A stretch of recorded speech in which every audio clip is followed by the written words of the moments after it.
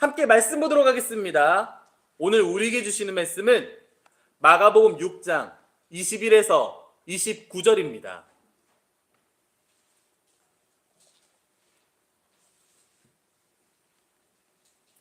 오늘 우리에게 주시는 말씀은 마가복음 6장 21에서 29절 말씀입니다. 제가 봉독하겠습니다. 마침 기회가 좋은 날이 왔으니 곧 헤롯이 자기 생일에 대신들과 천부장들과 갈릴리의 귀인들로 더불어 잔치할세 헤로디아의 딸이 친히 들어와 춤을 추어 헤롯과 그와 함께 앉은 자들을 기쁘게 한지라. 왕이 그 소녀에게 이르되 무엇이든지 네가 원하는 것을 내게 구하라 내가 주리라 하고, 또 맹세하기를 무엇이든지 네가 내게 구하면 내 나라의 절반까지라도 주리라 하거늘, 그가 나가서 그 어머니에게 말하되 내가 무엇을 구하리이까? 그 어머니가 이르되 세례 요한의 머리를 구하라 하니, 그가 곧 왕에게 급히 들어가 구하여 이르되 세례 요한의 머리를 소반에 얹어 곧 내게 주기를 원하옵나이다 하니, 왕이 심히 근심하나 자기가 맹세한 것과 그 앉은 자들로 인하여 그를 거절할 수 없는지라. 왕이 곧 시위병 하나를 보내어 요한의 머리를 가져오라 명하니, 그 사람이 나가 옥에서 요한을 목베어 그 머리를 소반에 얹어다가 소녀에게 주니, 소녀가 이것을 그 어머니에게 주니라. 요한의 제자들이 듣고 와서 시체를 가졌다가 장사하니라. 아멘. 할렐루야. 다시 한번 인사하겠습니다. 오늘 함께 예배하는 우리 모든 성도님들께 진심으로 감사합니다. 이 자리를 통해 하나님을 만나기 원하고, 또 주중에 세상을 살아가는 동안 하나님과 함께하는 성도 되기를 진심으로 소망합니다. 제가 예배하고 설교할 때 종종 이런 말씀을 드리는 것 같습니다. 교회에 모이기에 그리고 예배하기에 힘써 주시기를 간절히 부탁드립니다. 만약 예배당에, 그러니까 현장에 와서 예배하지 못한다면 유튜브 생방송을 통해 꼭 함께 예배하기를 부탁드립니다. 이러한 부탁을 드리는 데에는 신앙적인 이유가 있어야 하는데, 개인적으로 저의 심상의 변화가 있어서 우리 성도님들께 이런 부탁을 드리는 것입니다. 우리 교회가 감사하게 지금 이곳으로 확장 이사를 하게 되었습니다. 좋으시죠? 그런데 저는 좀 더 외로워졌습니다. 전에 예배당은 작았어요. 그러다 보니까 마치 어떤 텅 빈 공간에 나 혼자 있다라는 느낌이 별로 안 들었습니다. 그리고 옆에 다른 상가 세입자들이 있었죠. 그러다 보면 조용히 있으면 옆집 라디오 소리도 들리고, 내용은 모르겠으나 뭔가 수다 떠는 소리도 들리고, 복도에 거니는 사람들의 소리도 들리고 했어요. 그러다 보니까 별로 외롭지 않았거든요. 그런데 이제 한 일주일 정도 이곳에 홀로 있어 보니까 너무 외로워요. 아무 소리도 들리지 않고 이 넓은 공간에 나 혼자 있고, 복도도 아무도 거닐지 않으니까 너무나 외롭습니다. 지금 2층에서 다른 곳에 세입자가 들어오지 않아서 우리 3층에 예린교회만 있습니다. 그래서 제가 복도에 따로 불도 켜놓지 않거든요. 주중에는 밤에 해가 다 지고 집에 가려고 우리 교회에 불을 다 끄고 복도로 나가잖아요. 너무 무서워요. 진짜 깜깜합니다. 교회가 꽉 차기를 원합니다. 더 많은 형제자매가 함께 신앙생활하기를 원합니다. 서로가 서로를 사랑하고, 서로가 서로를 위로하고, 서로가 서로를 돕고, 그렇게 함께 신앙생활하며 구원의 길을 걷기 원합니다. 그리고 그러기 위해서는 내가 먼저 준비되어야 합니다. 내가 먼저 훈련되어야 합니다. 우리 예린교회의 표어처럼 내가 지혜 있는 사람이 되어야 합니다. 우리 오늘도 함께 모여 예배합니다. 그리고 교제합니다. 그리고 성경 공부합니다. 이때마다 알기 원하고요. 깨닫기 원하고요. 지혜로운 사람 되기를 원합니다. 그렇다면 분명 하나님께서도 좋아하실 거고요. 우리 이웃들도 좋아할 것입니다. 우리 항상 하나님의 사람으로 서가는 성도 되기를 진심으로 바라고 또 기도하도록 하겠습니다. 오늘 본문을 보도록 하겠습니다. 오늘 본문을 이해하기 위해서 먼저 우리 지난 주일에 나눴던 말씀을 요약하는 게 필요할 것 같습니다. 왜냐하면은 오늘 본문이 지난 주일에 함께 나누었던 분봉왕 헤롯과 세례 요한의 이야기의 연장선이기 때문입니다. 저번 주 본문은 마가복음 6장 14에서 20절이었습니다. 오늘과 같은 세례 요한과 분봉왕 헤롯의 이야기겠죠. 먼저 분봉왕 헤롯은 예수님의 이야기를 들었습니다. 그러면서 자신이 과거에 죽였던 세례 요한과의 이야기를 회상하고 떠올리는 장면입니다. 그렇다면 세례 요한을 왜 죽이게 되었는가? 분봉왕 헤롯은 세례 요한이 보기에 큰 잘못을 저질렀습니다. 바로 자신의 형제였던 헤롯 필립의 아내였던 헤로디아와 결혼을 했기 때문입니다. 그래서 세례 요한은 형제의 아내를 차지하는 것은 옳지 않은 일입니다 라고 비판했습니다. 오늘날 우리의 관점으로 봐도 분명 옳지 않은 일이 분명합니다.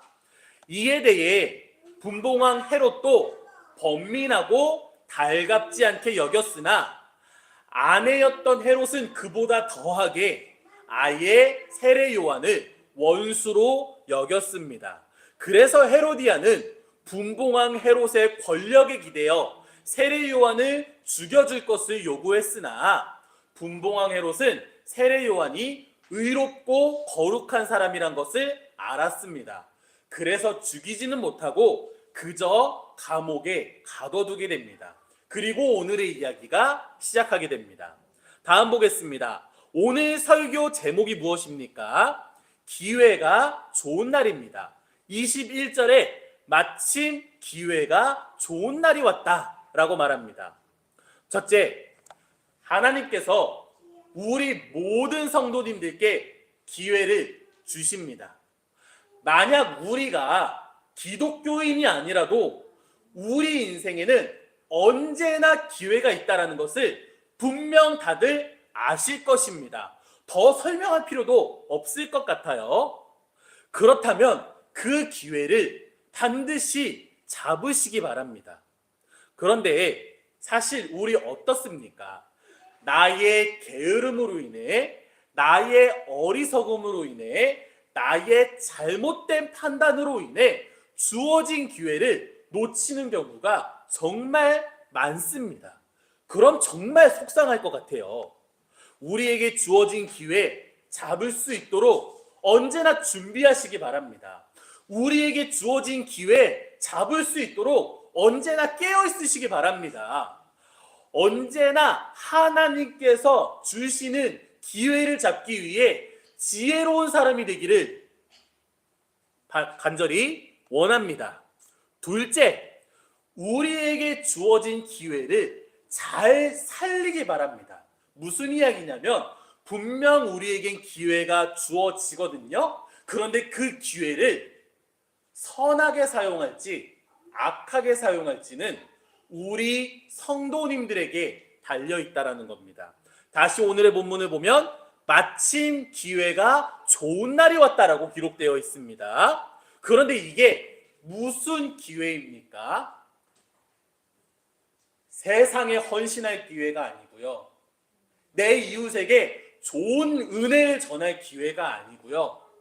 차라리 그저 내 건강을 챙길 기회, 내 재정을 챙길 기회가 아니라 바로 의롭고 거룩한 사람을 죽일 기회가 왔다라는 것입니다. 우리에게는 분명 기회가 주어집니다. 그리고 이제 우리는 그 기회를 붙잡을 능력도 있습니다. 그런데 그 기회를, 붙잡은 기회를 어떻게 사용하는가는 또 다른 이야기라는 거예요. 악한 사람이었던 헤로디아는 그것을 자신의 잘못을 지적했던 세례 요한을 죽이는데 사용했다라는 겁니다. 자, 우리 성도님들께 똑같이 한번 물어보겠습니다. 한 나라의 왕이 자신에게, 그러니까 우리에게 천수를 누리든 금은보화를 주든 원하는 것 무엇이든 단 한 가지를 이루게 해주겠다. 오늘 분봉왕행으로 내 나라의 절반까지도 준다고 이야기를 하잖아요. 그렇다면 우리 성도님들께서는 무엇을 선택하시겠습니까? 우리는 분명 정답을 알아요. 내 원수 한 명을 죽이는 것보다 차라리 내가 백만장자, 억만장자가 되는 게 낫습니다. 그렇죠. 차라리 내 원수를 무시하고 나에게 큰 복이 오는 게 더 좋은 줄을 이미 머리로 다들 알고 계실 거예요. 그런데 생각보다 많은 사람들이 나에게 오는 큰 복보다 나에게는 아무런 이득이 없으나 내 원수를 공격하는 선택을 많이 한다라고 합니다.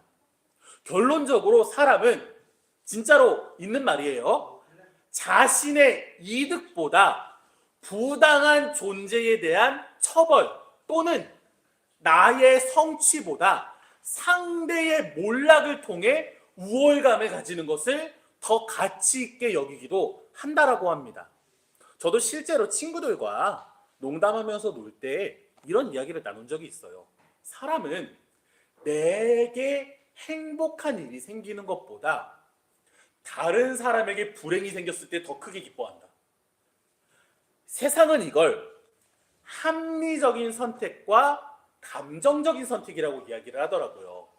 분명 합리적인 선택이 감정적인 선택보다 유리한데 신기하게 사람은 합리적인 선택보다 감정적인 선택을 한다고 합니다. 자신에게 더 불리할지라도. 우리 성도님들께 권면합니다. 우리는 어떤 선택을 하셔야 되겠습니까? 먼저는 감정적인 선택보다는 합리적인 선택을 하시기 바라고요. 우리는 그리스도인이죠. 내가 바라는 선택이 아니라 하나님께서 바라는 선택을 하는 성도 되기를 간절히 소망합니다. 다음 본문 보도록 하겠습니다.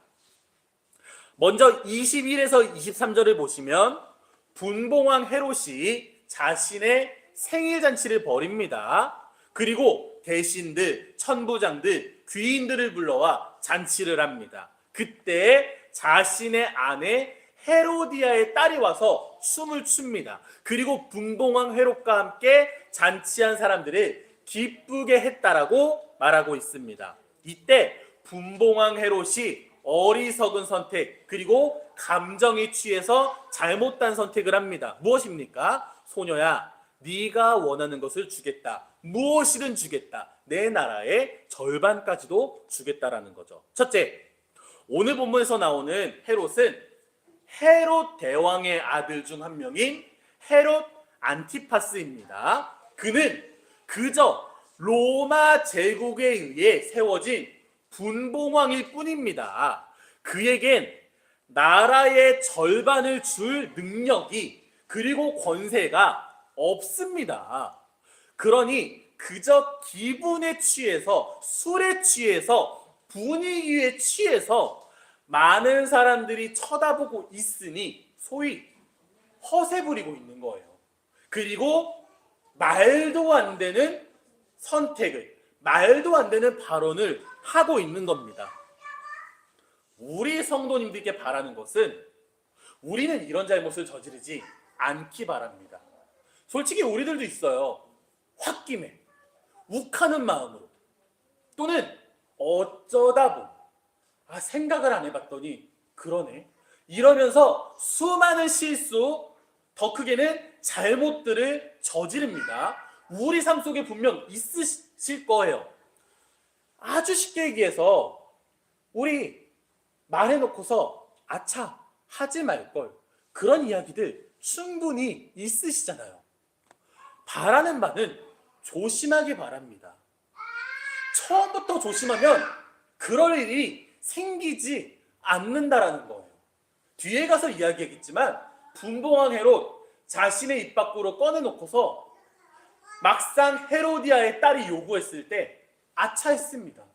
그런데 본인이 꺼낸 말이 있고 주변에 수많은 사람들을 불러 모아놓고서 얘기해가지고 물을 수도 없었다라는 겁니다. 우리 성도님들 언제나 신중하시기 바랍니다. 언제나 심사숙고하시기 바랍니다. 그리고 그거 이전에 공부하시고요, 경험하시고요, 생각하셔서, 그러니까 지혜로운 사람이 돼서 처음부터 이런 일들을 미연에 방지하시기 바랍니다. 우리가 예배 왜 드립니까?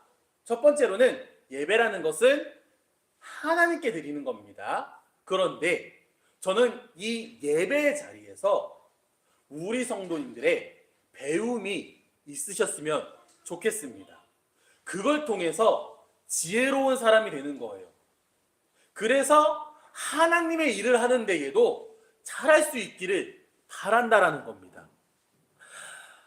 분명 쉽지 않은 일이고요. 우리가 아무리 철저히 준비한다 해도 실수와 잘못이 없을 수는 없을 겁니다. 그러나 확연히 줄어드는 건 분명 좋은 일일 거예요. 지혜롭기를 바랍니다. 그리고 지혜롭게 살기를 바랍니다. 나 자신에게도 이롭고요, 우리들에게도 유익하고요, 하나님께서도 칭찬하실 만한 일이라는 것을 반드시 기억해 주시기를 바랍니다. 둘째, 내가 의로운 사람이 될 때 내 주변에 있는 사람 또한 의로움으로 이끌 수 있습니다. 다시 본문 24에서 25절을 보면 분봉왕 헤롯에게 소원권을 받은 헤로디아의 딸이 누구에게 갑니까? 어머니 헤로디아에게 가요. 아마 헤로디아의 딸은 10대로 추측됩니다. 그렇다면 뭔가 잘 모를 때 부모님을 찾는 것이 당연한 일이라고 생각됩니다. 그래서 왕이 준 소원권을 어떻게 사용할까 해서 헤로디아의 딸은 엄마를 찾아간 겁니다. 그때 헤로디아는 자신의 딸에게 무엇을 요구합니까? 세례 요한의 머리를 구하라. 물론 고대 시대에는 자녀가 하나의 독립된 인격체라기보다는 부모의 소유물이라는 것이 강했습니다. 그렇다고 해도 부모가 자녀를 사랑하지 않는 건 아니에요. 그렇다면 자녀에게 왕이 준 귀한 소원권이 있다면 그것을 자녀를 위해 쓰는 게 옳을까요? 아니면 나의 욕망을 위해 쓰는 것이 옳을까요? 심지어 자녀에게 시킨다는 일이 누군가를 죽여버리라는 명령입니다. 그것도 의롭고 거룩하다는 사람을 죽이라는 것을 요구하고 있는 거예요. 이게 분명 정상적인 일일까? 저는 생각이 됩니다. 그런데 오늘날이라고 그렇지 않을까요? 저는 실제로 봐왔던 모습 중에 한 가지만 소개를 해드릴게요. 제가 친구랑 둘이 밥 먹으러 저녁에 식당에 갔어요. 그런데 어떤 회사에 회식이 예약되어 있었나 봐요. 그러니까 식당의 절반 이상이 회식하는 사람들로 가득 찼습니다. 그러다 보면 물론 다른 손님들도 있지만 절반 이상 우리 회식이 예약되면 마치 우리가 식당을 전세 낸 것 같죠. 그리고 술 먹고 떠들다 보면 언성이 점점 커집니다. 그런데 이제 그런 회식 자리가 있고 저랑 친구가 있고 몇몇 테이블이 있는데 어떤 한 20년 된 이야기니까 얘기할게요. 어머니랑 자녀들을, 어린 자녀, 초등학생 자녀들을 데리고 오는 거예요. 그러면서 식사를 주문하고 식사를 하는데 시끄럽잖아요. 솔직히 저도 많이 시끄러웠어요. 근데 대놓고 거기서 어머니가 그거 있죠. 너한테 하는 말인데 딱 봐도 너 들으라고 적당히 큰 목소리로 얘기하는 거. 욕을 하면서 니들이 전세 냈냐? 이런 식으로 얘기를 하는 거예요. 그런데 술 취한 회식하는 사람들이 그걸 들었겠죠. 싸움이 벌어졌습니다. 싸움에 적극적으로 일어나서 싸우더라고요.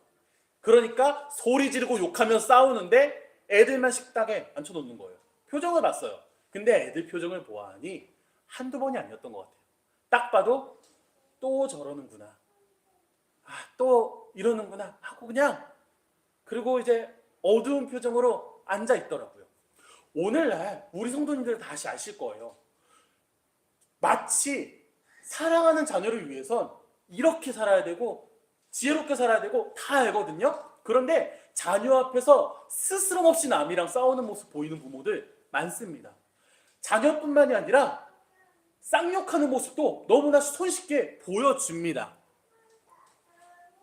내가 훌륭한 인격체일 때 그것이 자녀에게도 전해집니다. 내가 지혜로운 자일 때 그것이 자녀에게 전해집니다. 혹시 자녀를 보며 이해 안 되는 것들이 있으십니까? 대부분 부모로부터 배운 거예요. 심지어 헤로디아의 딸을 다시 한번 볼까요? 성경은 물론 어느 정도 생략된 것일 수도 있으나 24절에 보면 헤로디아는 자신의 딸에게 뭐라고 이야기합니까? 세례 요한의 머리를 달라라고 말하라고 이야기합니다. 그런데 헤로디아의 딸은 분봉왕 헤롯에게 가서 뭐라고 이야기합니까? 25절입니다. 그가 곧 왕에게 급히 들어가 구하여 이르되 세례 요한의 머리를 소반에 얹어 곧 내게 주기를 원한다. 그냥 세례 요한을 사형시켜달라는 게 아니라 세례 요한의 머리를 잘라 쟁반 위에 올려서 지금 당장 내 앞으로 갖고 와달라는 거예요. 헤로디아가 요구했던 것보다 그 딸은 더욱 잔인한 요구를 하게 됩니다. 자녀뿐만이 아닙니다. 오늘 헤로디아와 헤로디아의 딸 때문에 부모와 자식의 이야기를 했으나 나의 형제자매, 이웃, 그리고 교회 공동체도 마찬가지입니다. 우리 예린교회 성도님들께서는 매주 우리 교회에 모여 함께 예배하고 교제하면 어떻게 되는지 아십니까? 서로가 서로에게 영향을 주게 되어 있어요. 배울 생각이 없어도 물들게 되어 있습니다. 강하게 물들게 되어 있습니다. 그러니 어떻게 해야 하셔야 되겠습니까? 내가 의로워야 됩니다. 내가 거룩해야 되고요. 내가 지혜로워야 합니다. 성실하셔야 되고 근면하셔야 되고 신앙생활도 똑바로 하셔야 됩니다. 그러면 물들게 되어 있어요. 서로에게 긍정적인 영향을 주게 되어 있습니다. 저는 저희 부모님으로부터 많은 것들을 배워왔습니다. 잘 배운 것도 있어요. 그리고 억울한 것도 있어요. 그리고 지금 와서 보니 부모님이 틀린 것도 있어요. 그런데 우리 좋은 걸 하고 싶죠? 그러려면 먼저 내가 잘해야 된다는 거예요. 한 가지 말씀드리고 싶은 것이 있습니다. 우리 교회 계속 이사 중이었죠. 이곳에 와서 예배드리지만 아직 다 끝난 건 아닙니다. 아직 해야 될 일이 많습니다. 그런데 우리 성도님들께 정말 감사하고 정말 고생하셨습니다. 그런데 한 가지 아쉬운 게 보이더라고요. 예린교회가 정답을 향해 가긴 했거든요. 그런데 함께 가진 않았다라는 생각이 듭니다. 제가 예린교회에서 강조하는 것 하나가 공동체입니다. 교회 공동체, 신앙 공동체. 그런데 우리 예린교회가 다시 말씀드립니다. 정답을 향해 갔으나 함께 가지 않았다는 생각이 이번 한 주간 들더라고요. 제가 아무리 목사지만 우리 성도님들의 신앙에 대해서는 함부로 말할 수 없을 것 같아요. 그런데 공동체를 강조하는 목사 입장에서 그 공동체에 저도 포함이겠죠? 우리가 함께 가는 것에 대해서 많이 미숙했구나 라는 생각이 듭니다. 연합하기 바랍니다. 그리고 서로에게 영향을 주기를 바랍니다. 줄 생각이 없어도 영향이 생길 거예요. 그런데 나쁜 영향이 아니라 좋은 영향을 주고 싶고 좋은 영향을 받고 싶습니다. 그러기 위해서는 나를 단련하시기 바랍니다. 나를 훈련하시고 지혜를 구하시기 바랍니다. 그렇게 살아갈 때 하나님께서도 좋아하실 거고요. 분명 우리는 우리 공동체 안에서 서로에게 좋은 영향력을 끼칠 수 있으리라 저는 생각합니다. 그리고 믿습니다. 마지막입니다. 26에서 29절입니다. 분봉왕 헤롯이 그 이야기를 들으니 근심합니다. 그러나 맹세한 것이 있고 보는 눈이 많으니 결국 수락하게 됩니다. 그리고 사형 집행관을 보내 감옥에 있는 세례 요한의 목을 베어 즉시 가져오게 됩니다. 그리고 세례 요한의 제사들이 세례 요한의 시체를 가져다가 장례를 치르게 됩니다. 먼저는 아주 단순합니다. 어리석은 선택이 어리석은 결과를 갖고 온 거예요. 잘못된 선택이 잘못된 결과를 가져옵니다. 그리고 그 잘못된 선택을 한 후에 하나님을 원망해봤자 돌아오는 것은 없습니다. 우리 예린교회는 그렇지 않기를 바랍니다. 그래서 항상 훈련하는 거예요. 그래서 항상 준비하는 거예요. 우리 성도님들께서는 저의 설교를 어떻게 들으십니까? 설교라는 것이 무엇이냐라고 말한다면 정말 많은 이야기를 할 수 있을 거예요. 그런데 제가 저의 설교를 스스로 생각해 봤거든요. 그랬더니 교훈 중심의 설교를 하는 것 같아요. 그러니까 나는 왜 교훈 중심의 설교를 할까? 우리가 교훈을 통해서 하나님께서 칭찬할 삶을 살기 원한다.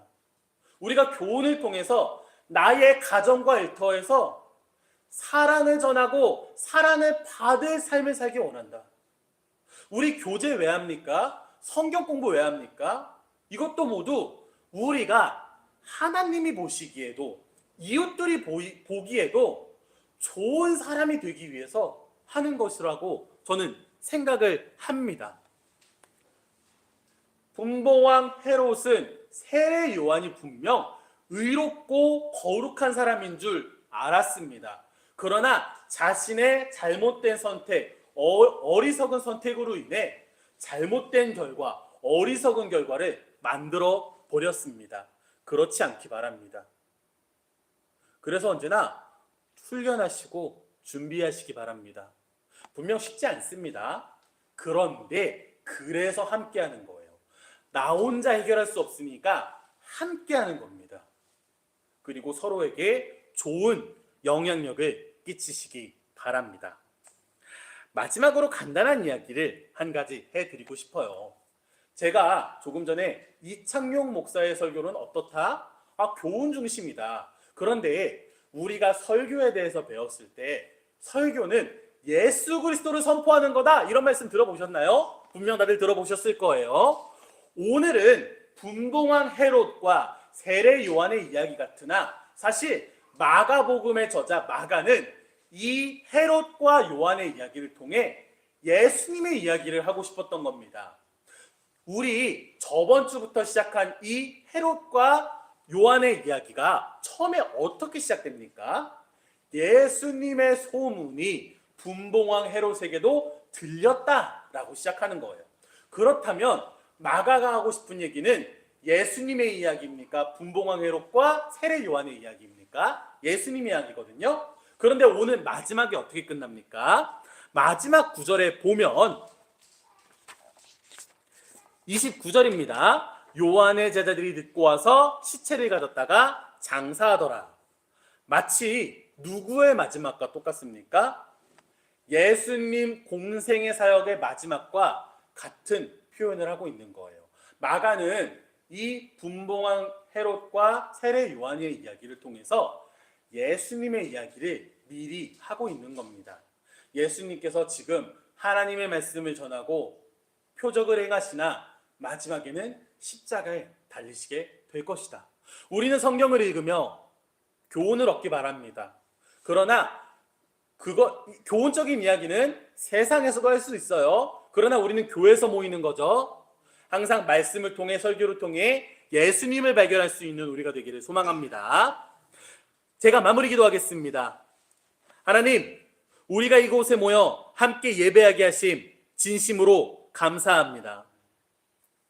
우리가 하나님을 통하여 이 땅에 살아갈 권능을, 능력을 얻기를 원합니다. 그래서 나의 유익을 살아가는 것뿐만이 아니라 하나님의 영광을 돌리며 살아가겠습니다. 우리를 붙드시고 이끌어 주옵소서. 우리가 성경을 읽을 때 예수님을 발견하기 원합니다. 그리고 예수님의 제자가 되어 예수님께서 보이시고 하신 그 말씀을 따르며 예수님께서 우리에게 하신 그 명령을 지키는 사도가 되기를 원합니다. 붙드시고 해낼 힘을 주시옵소서. 오늘 헌금을 위해 기도합니다. 우리가 헌금할 때 진심으로 기쁘게 하여 주옵소서. 우리가 헌금할 때 경제적 어려움 없을 수 있도록 붙들어 주시옵소서. 우리의 헌금을 통하여 하나님의 나라가 세워지기 원합니다. 우리 예린교회에, 그리고 우리 성도님들께서 살아가는 그 가정과 일터에, 그리고 하나님께서 원하시는 그곳에 하나님의 나라가 온전히 서가는 때가 되기를 간절히 기도합니다. 예수 그리스도의 이름으로 기도하옵나이다. 아멘.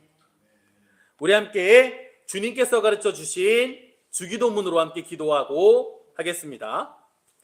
하늘에 계신 우리 아버지, 아버지의 이름을 거룩하게 하시며 아버지의 나라가 오게 하시며 아버지의 뜻이 하늘에서와 같이 땅에서도 이루어지게 하소서. 오늘 우리에게 일용할 양식을 주시고 우리가 우리에게 잘못한 사람을 용서하여 준 것 같이 우리 죄를 용서하여 주시고 우리를 시험에 빠지지 않게 하시고 악에서 구하소서. 나라와 권능과 영광이 영원히 아버지의 것입니다. 아멘. 축도하겠습니다. 지금은 우리 주 예수 그리스도의 은혜와 살아계시고 전능하신 하나님의 사랑과 우리와 함께 하시고 도우시는 보혜사 성령님의 교통하심이 오늘 함께 예배하고 하나님을 신뢰하며 살아가는 모든 성도와 가정과 일터에 가득하기를 간절히 축원하옵나이다. 아멘.